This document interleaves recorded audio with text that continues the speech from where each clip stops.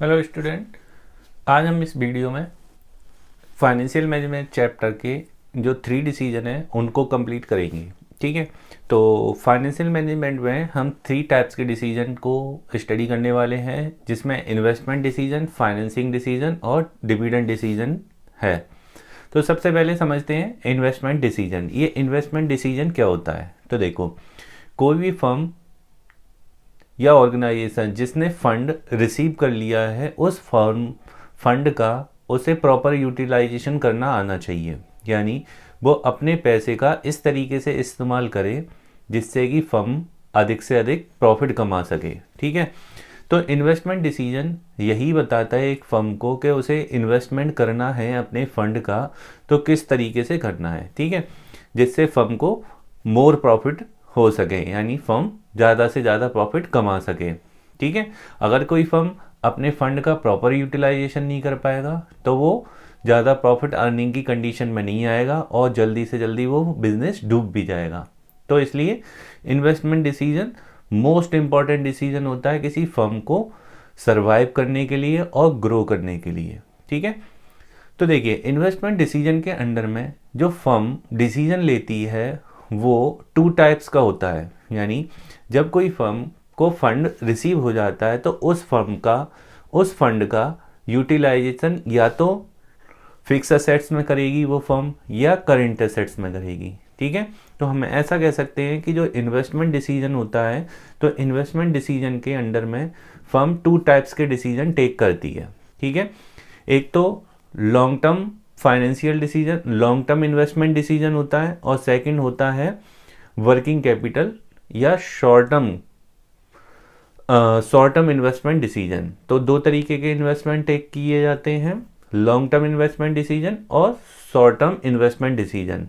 Long term investment decision को हम बोलते हैं कैपिटल बजटिंग डिसीजन।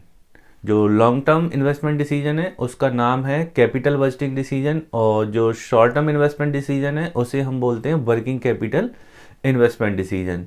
तो अब लॉन्ग टर्म इन्वेस्टमेंट डिसीजन में क्या करती है कंपनी?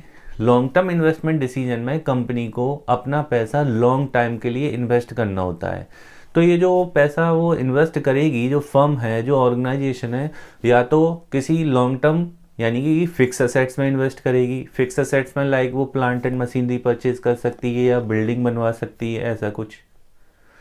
दूसरा, वो अपनी ऑर्गेनाइजेशन की कहीं पर नई ब्रांच भी खोल सकती है। ठीक है, या अपने कोई टेक्नोलॉजी का चेंज करना चाहती है तो उसमें इन्वेस्टमेंट कर सकती है। ठीक है, तो जब भी कोई ऑर्गेनाइजेशन है इस तरीके का इन्वेस्टमेंट करने की सोच रही है तो वो लॉन्ग टर्म इन्वेस्टमेंट डिसीजन करती है। अब आते हैं working capital investment decision. Working capital investment decision में फर्म क्या कर रही होती है कि उसे ये ध्यान रखना है कि उसकी बिजनेस में जो इन्वेंट्री है उसकी क्या पोजीशन रहने वाली है, डेब्टर्स यानी रिसीवेबल की क्या पोजीशन रहेगी, तो जितनी भी करेंट असेट्स हैं वो कितनी कितनी रहेंगी और उनमें कितना इन्वेस्टमेंट करना है। उसे शॉर्ट ड्यूरेशन का इन्वेस्टमेंट करना है तो कितना करना है, किन किन असेट्स में करना है शॉर्ट ड्यूरेशन का इन्वेस्टमेंट, ये सब होता है वर्किंग कैपिटल इन्वेस्टमेंट डिसीजन में। ठीक है, तो हम समझते हैं कि जो इन्वेस्टमेंट डिसीजन है, इन्वेस्टमेंट डिसीजन में फर्म्स जो डिसीजन लेती है वो इन्वेस्टमेंट करना होता है उसे अपने फंड का डिफरेंट असेट्स में। अब ये डिफरेंट असेट्स कैसी हो सकती हैं? या तो फिक्स असेट्स हो सकती हैं या करेंट असेट्स। फिक्स असेट्स हैं तो इसे कैपिटल बजटिंग डिसीजन बोलते हैं। अगर वो करेंट असेट्स में इन्वेस्टमेंट कर रहे हैं तो वर्किंग कैपिटल इन्वेस्टमेंट डिसीजन होता है। ठीक है, अब जब इन्वेस्टमेंट डिसीजन करती है कोई, इन्वेस्टमेंट डिसीजन लेती है कोई कंपनी, तो कौन कौन से फैक्टर अफेक्ट करते हैं उनको समझते हैं। तो देखिए, सबसे पहले अगर कोई कंपनी या कोई फर्म इन्वेस्टमेंट का सोच रही है तो सबसे पहले उसे ये ध्यान रखना होता है cash flow of the project. यानी जिस प्रोजेक्ट में वो पैसा लगाने वाले हैं उस प्रोजेक्ट का कैश फ्लो क्या है, उससे कितना पैसा आएगा, कितना पैसा जाएगा, मींस कितना कैश आएगा, कैश इनफ्लो होगा, कैश आउटफ्लो होगा, ये पोजीशन जानना। ठीक है, तो सबसे पहला फैक्टर यही है। सेकंड फैक्टर है rate of return. Rate of return का मतलब है कि अगर कोई ऑर्गेनाइजेशन फर्म में पैसा लगा रही है तो किसी असेट्स को परचेज कर रही है या कहीं पे इन्वेस्टमेंट कर रही है तो वापस कितना मिलेगा। सपोज ऐसा कह सकते हैं हमारे पास दो ऑप्शन है, हम दो जगह पैसा लगाते हैं। फर्स्ट है सपोज यहाँ पे 10% का रिटर्न मिलेगा और यहाँ पे मिलेगा 12% का, तो हमें कहाँ पे पैसा लगाना चाहिए, यहाँ पर ज़्यादा पैसा मिलेगा तो हम इस प्रोजेक्ट में पैसा लगाएंगे। तो यही होता है rate of return. Rate of return के अंडर में क्या करते हैं, ये देखते हैं कि हमें वापस कितना मिलेगा, उससे कमाई कितनी होगी। ठीक है, नेक्स्ट थिंग है इन्वेस्टमेंट क्राइटेरिया। इन्वेस्टमेंट क्राइटेरिया में कंपनी क्या करेगी, ये देखती है कि जो उसे पैसा मिला है उसका कितना पार्ट उसे लॉन्ग टर्म असेट्स में लगाना है और कितना पार्ट शॉर्ट टर्म असेट्स में लगाना है, यानी फिक्स असेट्स में कितना इन्वेस्टमेंट करना है और शॉर्ट ड्यूरेशन की असेट्स में कितना इन्वेस्टमेंट करना है। ये होता है इन्वेस्टमेंट क्राइटेरिया। ठीक है, अब आते हैं इसके इम्पोर्टेंस पे। अगर कोई इन्वेस्टमेंट डिसीजन ले रहे हैं, यानी कि हम कैपिटल बजटिंग डिसीजन ले रहे हैं, तो कैपिटल बजटिंग डिसीजन के अंडर में कौन कौन सी चीज़ें ध्यान रखने की होती हैं। तो देखो, पहली प्रॉफिटेबिलिटी एंड ग्रोथ। सबसे पहली चीज़, यदि कैपिटल बजटिंग डिसीजन लिया जा रहा है दैट मीन्स हम फिक्स असेट्स में पैसा लगाने की सोच रहे हैं, तो फिक्स असेट्स में जो पैसा लगाया जाएगा सोच समझ के लगाया जाएगा। फर्म को प्रॉफिट कितना हुआ करेगा और फर्म की ग्रोथ कितनी होगी, तो ये पहला पॉइंट है कैपिटल बजटिंग डिसीजन का। ठीक है, सेकंड थिंग हम समझते हैं large amount of fund involve. ये ध्यान रखना होता है कि जब भी हम फिक्स असेट्स में पैसा लगा रहे हैं दैट मीन्स कोई कैपिटल बजटिंग डिसीजन ले रहे हैं, तो कैपिटल बजटिंग डिसीजन के अंडर में कंपनी को ये ध्यान रखना है कि उसमें बहुत ज़्यादा अमाउंट इन्वॉल्व होती है, तो ह्यूज अमाउंट इन्वॉल्व होती है, तो बड़ा सोच समझ के इसका डिसीजन लिया जाना चाहिए। Second thing risk involve. अब रिस्क इन्वॉल्व का मतलब क्या होता है, सपोज यहाँ पर हमने दो ऑप्शन देखे, एक हमें 10% की रिटर्न दे रहा है, एक 12% की रिटर्न दे रहा है। तो हमने पैसा लगाने की सोची 12% में, बट 12% जो हमें रिटर्न दे रहा है वो रिस्की बहुत है, रिस्की बहुत ज़्यादा है। तो हम क्या करेंगे, हम शिफ्ट हो जाएंगे इस पे। तो इस बात का भी ध्यान रखना होता है कि जिस प्रोजेक्ट में पैसा लगा रहे हैं उसमें रिस्क कितना इन्वॉल्व है। ठीक है, तो 12% वाले पे रिस्क ज़्यादा हो रहा है तो हम उसमें पैसा नहीं लगाएंगे। नेक्स्ट थिंग है इरिवर्सिबल डिसीजन। ये एक ऐसा डिसीजन है क्योंकि इसमें हम बहुत सारा पैसा इन्वेस्ट कर देंगे और जब पैसा इन्वेस्ट कर देंगे तो उसे वापस लेना, उस डिसीजन को वापस लेना बहुत ही ज़्यादा नुकसानदायक होगा। तो ये एक ऐसा डिसीजन होता है जो इरिवर्सिबल है, मींस वापस नहीं किया जा सकता, यानी कि हम एक स्टेप आगे उठा लिया तो हम उस स्टेप को पीछे नहीं ले सकते हैं, इसलिए इसको बोलते हैं इरिवर्सिबल डिसीजन। तो ये थे इसके फैक्टर्स जो अफेक्ट करते हैं और दूसरा था इसकी इम्पोर्टेंस कैपिटल बजटिंग डिसीजन की। नेक्स्ट हमारा डिसीजन है फाइनेंसिंग डिसीजन। फाइनेंसिंग डिसीजन के अंडर में एक ऑर्गेनाइजेशन किस चीज़ का डिसीजन लेती है, इसमें ये ध्यान रखा जाता है जो फाइनेंसिंग डिसीजन का मतलब है प्रोक्योरमेंट ऑफ फंड या एक्विजिशन ऑफ फंड।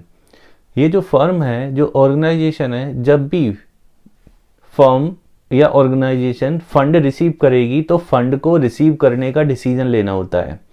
कंपनी के पास दो ऑप्शन है फंड रिसीव करने के, या तो ओनर से पैसा ले ले या दूसरा मार्केट से जाके लोन टेकन कर ले। तो बस इस फाइनेंसिंग डिसीजन में एक ऑर्गेनाइजेशन को यही डिसीजन लेना होता है कि पैसा उसे ओनर से लेना चाहिए या लोन लेना चाहिए, यानी बोरो करना चाहिए। ठीक है, तो हम ऐसा कह सकते हैं कि फाइनेंसिंग डिसीजन के अंडर में एक ऑर्गेनाइजेशन के पास दो सोर्स अवेलेबल होते हैं। वो कौन कौन से, एक ओनर्स फंड, एक बोरोड फंड। ओनर्स फंड का मतलब ओनर के पास जाओ पैसा ले लो, ठीक है। बोरोड फंड का मतलब मार्केट में जाओ लोन टेकन कर लो। ये दो सोर्स अवेलेबल होते हैं, बट एक कंपनी को ये डिसीजन टेक करना है कि उसे इन दोनों में से कौन सा सेलेक्ट करना है या दोनों सेलेक्ट करने हैं, इनका एक रेशियो मेंटेन करना है। ये डिसीजन टेक करना ही फाइनेंसिंग डिसीजन होता है। तो समझते हैं ओनर्स फंड क्या होता है। ओनर्स फंड का मतलब कि कंपनी जो पैसा लेना चाहती है वो ओनर से लेना चाहती है, that means equity share issue करेगी। इक्विटी शेयर इशू करके वो पैसा रिसीव करेगी। जब इक्विटी शेयर इशू करेगी तो बदले में इक्विटी शेयर होल्डर को डिविडेंड देना होता है। ये इसकी रिटर्न होती है जो वापस करनी पड़ती है, डिविडेंड देना पड़ता है। ठीक है, अब यदि कंपनी बोरोड फंड का सोच रही है, यानी लोन टेकन करने का सोच रही है, तो लोन के बदले कंपनी को एनुअली क्या पेमेंट करना पड़ेगा, इंटरेस्ट पेड करनी पड़ेगी। यानी ओनर्स फंड के थ्रू पैसा लेती है तो इक्विटी शेयर इशू करेंगे और एनुअली क्या पेमेंट करेंगे, डिविडेंड। ठीक है, बट ये डिविडेंड पेड करना डिसाइडेड नहीं होता, कभी कंपनी करती है कभी नहीं करती है। बट जब कंपनी कोई लोन टेकन करने की सोचती है तो यहाँ पर एनुअली उसके प्रॉफिट एंड लॉस अकाउंट पे एक चार्जेस पड़ेगा, एक भार पड़ेगा जो कि इंटरेस्ट पेड करने का होगा, और वो इंटरेस्ट पेड करनी ही पड़ेगी चाहे फर्म को लॉस क्यों ना हो जाए। ठीक है ना, तो ये एक फिक्स्ड चार्ज पड़ता है यहाँ पे। तो हम ऐसा कह सकते हैं, एक ओनर फंड होता है, ओनर फंड के अंडर में कंपनी इक्विटी शेयर और रिटेन अर्निंग का यूज कर सकती है। दूसरा, बोरोड फंड के अंडर में कोई लोन ले सकते हैं या डिवेंचर्स के थ्रू पैसा पब्लिक से लोन टेकन करके लिया जा सकता है। अब एक कंपनी को ये डिसीजन लेना है कि कितना पैसा इक्विटी के थ्रू उठाया जाए मार्केट से और कितना पैसा लोन के थ्रू उठाया जाए। इन्हीं के बीच में रेशियो मेंटेन करना ही फाइनेंसिंग डिसीजन होता है। ठीक है, अब कंपनी को कौन सा क्या पड़ेगा वो देखिए अगर हम कंपैरिजन करें तो इक्विटी शेयर लेस रिस्की लगता है। लेस रिस्की कैसे? इसमें रिस्क इसलिए नहीं है कि अगर कंपनी इक्विटी शेयर इशू करती है तो क्या होगा कि कंपनी को ये इक्विटी शेयर का पैसा वापस करने एक ही कंडीशन होती है, वो होती है बाइंडिंग अप ऑफ कंपनी, और डिविडेंड पे करने का कोई कमिटमेंट भी नहीं करना होता है। अब आते हैं इस साइड बोरोड फंड में। अगर कंपनी बोरोड फंड के थ्रू पैसा रेज करती है तो सबसे पहले यहाँ पर जो मेन चीज है वो है इंटरेस्ट पेड करना। एनुअली इंटरेस्ट पेड करने का कमिटमेंट करना ही पड़ेगा आपको एनुअली, चाहे फर्म लॉस हो, चाहे फर्म को घाटा हो, चाहे फर्म को प्रॉफिट हो, ये तो पेड की जाएगी। दूसरी चीज क्या हो सकती है? दूसरी चीज होती है जब लोन टेकन करोगे तो कभी ना कभी इसका पेमेंट आपको वापस करना ही पड़ेगा। ठीक है ना, तो इनमें ये अंतर होता है। ठीक है, अब हम समझते हैं कि फाइनेंसिंग डिसीजन के अंडर में कौन कौन से फैक्टर्स हैं जो अफेक्ट करेंगे डिसीजन को। तो फाइनेंसिंग डिसीजन लेने के लिए कौन कौन से फैक्टर इस फाइनेंसिंग डिसीजन को अफेक्ट करते हैं, उनमें सबसे पहला है कॉस्ट। तो एक ऑर्गेनाइजेशन को ये भी ध्यान रखना होता है कि वो किस सोर्स से पैसा ले रही है। सोर्स जो भी यूज कर रही है उसमें कॉस्ट कम से कम आनी चाहिए।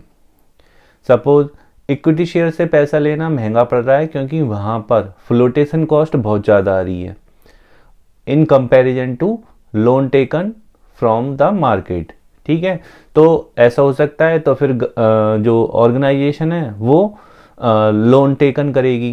क्यों? वहाँ पर जो कॉस्ट आ रही है, फ्लोटेशन कॉस्ट बहुत ज़्यादा आ रही है। अगर रिवर्स कर दिया जाए, हो सकता है कि फ्लोटेशन कॉस्ट कम हो। फ्लोटेशन कॉस्ट का मतलब शेयर इशू एक्सपेंसेस है, अंडरराइटिंग कमीशन है, प्रोस्पेक्टस प्रिंटिंग एक्सपेंसेस है, ऐसे कई सारे खर्चों को हम फ्लोटेशन कॉस्ट बोलते हैं। अगर ये खर्चे कम हो रहे हैं, यानी खर्चे कम होंगे तो जो हम पैसा उठा रहे हैं उसकी कॉस्ट कम आएगी। ठीक है, तो कंपनी ये डिसीजन लेती है कि कौन से सोर्स से पैसा उठाना सस्ता पड़ रहा है, तो कॉस्ट भी इस डिसीजन को अफेक्ट करती है। तो ये कॉस्ट का फैक्टर था। नेक्स्ट फैक्टर है हमारा रिस्क का। रिस्क भी देखा जाता है फाइनेंसिंग डिसीजन को टेक करते समय, तो रिस्क फैक्टर भी काम करता है। जैसे अगर हम चीपेस्ट सोर्स की बात करें, चीपेस्ट सोर्स ऑफ फाइनेंस होता है लोन यानी डेप्ट, यानी इक्विटी चीपेस्ट सोर्स नहीं माना जाता। ये ध्यान रखना। कौन सा है cheapest source? Cheapest source of finance होता है डेप्ट। ठीक है, बट ये बहुत ज़्यादा रिस्की होता है क्योंकि जितना ज़्यादा लोन टेकन करोगे तो उस पर एक तो इंटरेस्ट पेड करनी पड़ती है और साथ में उसकी प्रिंसिपल अमाउंट भी वापस करनी पड़ती है। तो रिस्क किस में कम है, किस में ज़्यादा है, इस बात को भी ध्यान में रख के फाइनेंसिंग डिसीजन टेक करना होता है। ठीक है, नेक्स्ट बात करते हैं फ्लोटेशन कॉस्ट। फ्लोटेशन कॉस्ट का मतलब मैं अभी बता ही रहा था। फ्लोटेशन कॉस्ट का मतलब होता है प्रोस्पेक्टस इशू एक्सपेंसेस होते हैं, शेयर इशू एक्सपेंसेस है, प्रिलिमिनरी एक्सपेंसेस है, अंडर राइटिंग कमीशन है। तो जब भी हम कोई सिक्योरिटी इशू करते हैं तो इन एक्सपेंसेस को हमें बॉर्न करना होता है। अगर कोई सिक्योरिटी हम इशू कर रहे हैं और उसमें फ्लोटेशन कॉस्ट कम आ रही है तो फिर हम पैसा सिक्योरिटी यानी कि सिक्योरिटी इशू करके, इक्विटी शेयर इशू करके करेंगे, अदरवाइज डेप्ट को प्रेफर करेंगे। ठीक है। Next thing, cash flow position. Cash flow position में हमें ये देखना होता है कि जब भी हम जिस फाइनेंस सोर्स का इस्तेमाल कर रहे हैं उससे कैश का फ्लो क्या है, इनफ्लो कितना हो रहा है, आउटफ्लो कितना हो रहा है, ये सब कुछ। यानी कि जब हम फाइनेंस उठाएंगे तो उसमें ये देखना होगा कि कैश फ्लो पोजीशन क्या हो रही है। नेक्स्ट है fixed operating cost. Fixed operating cost, suppose company के पास पहले से ही बहुत ज़्यादा ऑपरेटिंग कॉस्ट आती है और यदि उन्होंने डेप्ट से पैसा लिया, दैट मीन्स लोन से पैसा टेकन किया है, यदि उन्होंने लोन से पैसा टेकन किया है तो इसमें क्या होने वाला है, एक और ऑपरेटिंग कॉस्ट बढ़ जाएगी। तो ऑपरेटिंग कॉस्ट को भी ध्यान में रख के फाइनेंसिंग सोर्सेस को फाइनेंसिंग डिसीजन को टेक किया जाता है। नेक्स्ट थिंग है हमारी कंट्रोल करना। दैट मीन्स है कि जो एग्जिस्टिंग शेयर होल्डर हैं वो ये चाहते हैं कि हमारा होल्ड कंपनी पे बना रहे, ये एग्जिस्टिंग शेयर होल्डर चाहते हैं। तो वो नए शेयर होल्डर को लाना नहीं चाहते हैं, it means equity share issue करवाना नहीं चाहते हैं। तो फिर क्या प्रेफर करेगा, जो भी सोर्सेज ऑफ फाइनेंस है वो डेप्ट के थ्रू हो। अगर वो कंट्रोलिंग को माइंड नहीं करते हैं, यानी लूज ऑफ कंट्रोल को माइंड नहीं करते हैं मींस, तो फिर हम पैसा इक्विटी से भी उठा सकते हैं। ठीक है। Next thing, state of capital market. State of capital market का मतलब है कि सपोज कैपिटल मार्केट में बूम आया है, दैट मीन्स शेयर बहुत जल्दी बिक रहे हैं, इधर इशू किए नहीं उधर बिक जाते हैं। तो फिर हमें क्या करना चाहिए, सोर्स ऑफ फाइनेंस क्या लेना चाहिए, इक्विटी शेयर को इशू करवा के लेना चाहिए। अदरवाइज शेयर मार्केट में यानी इक्विटी मार्केट में, कैपिटल मार्केट में शेयर बिक ही नहीं रहे हैं, तो फिर हमें पैसा कहाँ से उठाना चाहिए, डेप्ट के थ्रू यानी लोन के थ्रू पैसा उठाना चाहिए। नेक्स्ट थिंग है टैक्स रेट। टैक्स को भी ध्यान में रख के फाइनेंसिंग डिसीजन की जाती है। अगर फाइनेंसिंग डिसीजन कर रहे हो तो हमें ये ध्यान देना होगा कि अगर हमने लोन के थ्रू पैसा लिया है, डेप्ट के थ्रू फंड रेज किया है, तो उस पे हमें क्या देना होगा, annually fix charge, that means interest paid करनी पड़ेगी। और इंटरेस्ट का भार किस पे पड़ता है, सीधा हमारी प्रॉफिट पे पड़ता है। तो अगर हम अपने टैक्स को कम करना चाहते हैं तो हमें पैसा डेप्ट के थ्रू उठाना चाहिए। ठीक है ना। इससे हमारी अर्निंग कम हो जाती है क्योंकि हम उस पर इंटरेस्ट पेड करेंगे तो हमारी अर्निंग डाउन हो जाएगी और हमें टैक्स कम देना पड़ेगा, अदरवाइज हम इक्विटी से पैसा उठाएंगे। तो ये थे फैक्टर जो अफेक्ट करते हैं हमारे फाइनेंसिंग डिसीजन को। अब हमारा रह जाता है डिविडेंड डिसीजन, इसको और रीड करते हैं। डिविडेंड डिसीजन में कंपनी को क्या डिसीजन लेना होता है कि शेयर होल्डर्स को कितना डिविडेंड अपनी अर्निंग में से डिस्ट्रीब्यूट करना है। ठीक है।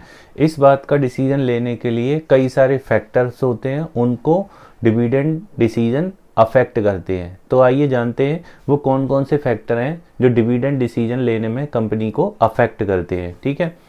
तो सबसे पहला है अर्निंग अमाउंट।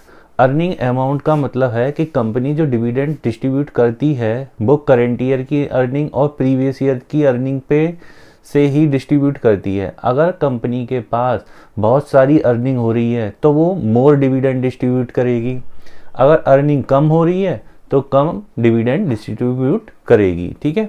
नेक्स्ट है stability of earning. Stability of earning का मतलब है कि कंपनी अर्निंग करती ही रहती है। स्टेबल ऑफ अर्निंग का मीन्स है कि कंपनी को रेगुलर बेसिस पे अर्निंग होती रहती है। अब रेगुलर बेसिस पे अर्निंग होती रहती है मीन्स कंपनी ग्रो कर रही है और अर्निंग करती ही रहती है, तो दैट मीन्स डिविडेंड की जो डिस्ट्रीब्यूशन की जो रेट होगी वो हाई होगी। ठीक है। और यदि स्टेबिलिटी ऑफ अर्निंग नहीं हो पा रही है, दैट मीन्स अर्निंग इतनी नहीं हो पा रही है या हो नहीं पाती है या रेगुलर बेसिस पे अर्निंग नहीं हो पाती है तो कंपनी डिविडेंड जो डिक्लेयर करेगी उसकी रेट कम होगी in comparison to stable of earning के केस में, ठीक है। थर्ड पॉइंट है हमारा स्टेबिलिटी ऑफ डिविडेंड। कई सारी कंपनी मार्केट में अपनी रेपुटेशन बनाने के लिए डिविडेंड को हर साल डिस्ट्रीब्यूट करना चाहती हैं, ठीक है। तो इसको बोलते हैं स्टेबिलिटी ऑफ डिविडेंड। तो इस तरीके से कंपनी अगर हर साल डिविडेंड बांटेगी तो उस कंपनी की रेपुटेशन मार्केट में बढ़ जाएगी। तो कई सारी कंपनी इस बात के से भी डिविडेंड डिसीजन लेती हैं कि उन्हें डिविडेंड बांटना है और मार्केट में उनकी रेपुटेशन बन जाएगी। तो रेपुटेशन बनाने के लिए भी कंपनी कई बार ज़्यादा से ज़्यादा डिविडेंड बांटती हैं और स्टेबिलिटी बनाए रखती हैं कि इन्हें हर साल डिविडेंड डिस्ट्रीब्यूट करना ही है। नेक्स्ट फैक्टर है हमारा growth opportunity.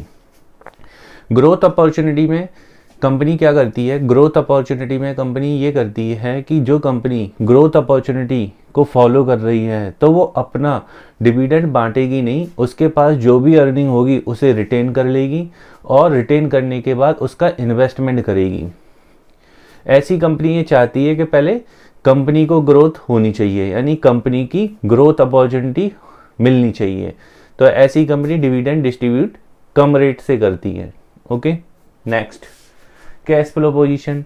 Cash flow position में ये होता है कि अगर कंपनी के पास एक्सेस कैश है तो वो डिस्ट्रीब्यूट ज़्यादा करेगी डिविडेंड को, और उनके पास कैश की कमी है तो कंपनी डिविडेंड डिस्ट्रीब्यूट नहीं करेगी। तो कैश फ्लो पोजीशन भी डिविडेंड डिसीजन को अफेक्ट करती है। वैसे भी हमने देखा होगा कैश फ्लो पोजीशन वाला पॉइंट फैक्टर ये तीनों डिसीजन में आ रहा है। इन्वेस्टमेंट डिसीजन ले रहे हैं तब भी कैश फ्लो पोजीशन चेक करनी पड़ती है, फाइनेंसिंग डिसीजन ले रहे हैं तब भी कैश फ्लो पोजीशन चेक करनी होती है, ठीक है। तो ये एक कॉमन फैक्टर है। नेक्स्ट है share holder preference. Share holder preference में क्या होता है कि कई सारी जो कंपनीज होती हैं उनमें डिविडेंड डिस्ट्रीब्यूशन का जो भी डिसीजन होता है वो शेयर होल्डर पे ही डिपेंड करता है। शेयर होल्डर ये चाहते हैं कि उन्हें रेगुलर बेसिस पे इनकम मिलती रहे, तो वो अपने शेयर होल्डर को प्रेफरेंस देते हैं और उनको हर साल डिविडेंड बांटते रहते हैं। बट इसके अपोजिट अगर कंपनी के शेयर होल्डर ज़्यादा रिचेस्ट हैं, मीन्स रिचर हैं और उन्हें डिविडेंड की इतनी नीड नहीं है, तो ऐसे केस में कंपनी डिविडेंड को कम बांटती है, ठीक है ना। नेक्स्ट आता है टैक्सेशन पॉलिसी।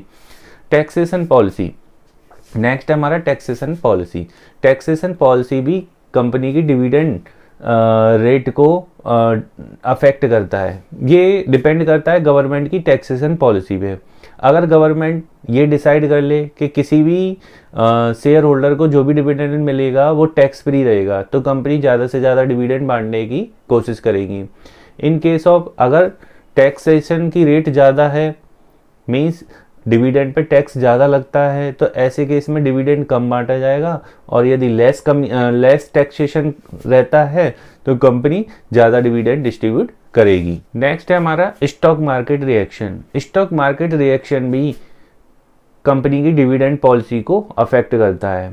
अगर कंपनी स्टॉक मार्केट में अपनी रेपुटेशन बनाना चाहती है, दैट मीन्स एक हायर रेट पे डिविडेंड बांटती है, तो स्टॉक मार्केट में उस कंपनी के शेयर हाई रेट के हो जाएंगे। तो कंपनी के डिविडेंड पॉलिसी पर स्टॉक मार्केट के रिएक्शन का भी इफेक्ट पड़ता है। अगर कंपनी रेगुलर बेसिस पे हाई रेट से डिविडेंड डिक्लेयर करती रहेगी तो ऐसी कंपनी के शेयर हाई हो जाएंगे। तो ये होता है स्टॉक मार्केट का रिएक्शन। अगर स्टॉक मार्केट के रिएक्शन को ध्यान में रख के कंपनी डिविडेंड बांटती है तो ज़्यादा से ज़्यादा हाईएस्ट रेट का डिविडेंड डिक्लेयर स्टेबल रेट पे करती रहेगी कंपनी, ठीक है। Access to capital market. Access to capital market का मतलब है कि कंपनी अपने पास रिटेन अर्निंग कम रखना चाहती है और जितना हो सके वो डिविडेंड बांटना चाहती है, क्योंकि उसकी उसकी एक्सेस कैपिटल मार्केट में अच्छी खासी है, वो जब चाहे फंड रेज कर सकती है। तो कैपिटल मार्केट में एक्सेस बनाने के लिए भी कंपनी क्या करती है, डिविडेंड ज़्यादा बांटती है और अपने पास रिटेन अर्निंग कम रखती है। In case of reverse case अगर माना जाए कि उसकी कैपिटल मार्केट में एक्सेस नहीं है तो ऐसी कंपनी क्या करेगी, डिविडेंड को डिस्ट्रीब्यूट करने से बचेगी, मींस कम रेट से, हायर रेट से डिविडेंड डिस्ट्रीब्यूट नहीं करेगी। नेक्स्ट है लीगल कॉन्स्ट्रेंट। लीगल कॉन्स्ट्रेंट क्या करते हैं, जो लीगल कॉन्स्ट्रेंट होते हैं वो क्या करते हैं कि ये कंपनी के प्रोविजन पर डिपेंड करते हैं। कंपनी के प्रोविजन का मतलब है कि कंपनी को अर्निंग होने के बाद उसे कई सारे रिजर्व मेंटेन करने होते हैं, स्टैट्यूटरी रिजर्व मेंटेन करना होता है। इसके बाद यदि कोई प्रॉफिट सरप्लस में बचता है तो उसमें से डिविडेंड डिस्ट्रीब्यूट किया जाता है। तो इसलिए लीगल कॉन्स्ट्रेंट भी डिविडेंड पॉलिसी को अफेक्ट करते हैं। नेक्स्ट है कॉन्ट्रैक्चुअल कॉन्स्ट्रेंट। कॉन्ट्रैक्चुअल कॉन्स्ट्रेंट का मतलब है कि कंपनी ने बहुत सारा लोन मार्केट से उठाया हुआ है, तो कभी ऐसा भी होता है कि जो डिवेंचर होल्डर या बोरोअर हैं हमारे, वो इस तरीके का कॉन्ट्रैक्ट कर लेते हैं कि सबसे पहले हमारी इंटरेस्ट पेड होगी, उसके बाद अगर डिविडेंड सरप्लस बचेगा तो डिविडेंड के रूप में बांटा जाएगा। तो कॉन्ट्रैक्चुअल कॉन्ट्रैक्ट में के अंडर में, कॉन्स्ट्रेंट के अंडर में यही होता है कि जो डेप्ट होता है उस पर जो इंटरेस्ट पेड करनी है, इंटरेस्ट पेड करने के बाद ही सरप्लस निकलता है। तो उनके बीच में ये डिसाइड हो जाता है, जो डेप्ट हैं, जो हमारे बोरोअर हैं जिनसे हमने लोन टेकन कर रखा है, इस बात का वो हमसे कॉन्ट्रैक्ट कर लेते हैं कि आप डिविडेंड ज़्यादा नहीं बांटेंगे, पहले हमारा पेमेंट होगा, उसके बाद यदि कुछ बचेगा तो डिविडेंड बटेगा। तो इस तरीके से कॉन्ट्रैक्चुअल कॉन्स्टेंट भी डिविडेंड पॉलिसी को अफेक्ट करते हैं। तो ये था हमारा 3 टाइप्स के डिसीजन, जिसमें एक कंपनी को फाइनेंशियल मैनेजमेंट के अंडर में इन डिसीजन को टेक करना होता है। इसके बाद इस चैप्टर में हमारा जो टॉपिक बचा हुआ है वो है कैपिटल स्ट्रक्चर, जिसे हम नेक्स्ट वीडियो में फिनिश करके इस चैप्टर को ख़त्म करेंगे। ओके।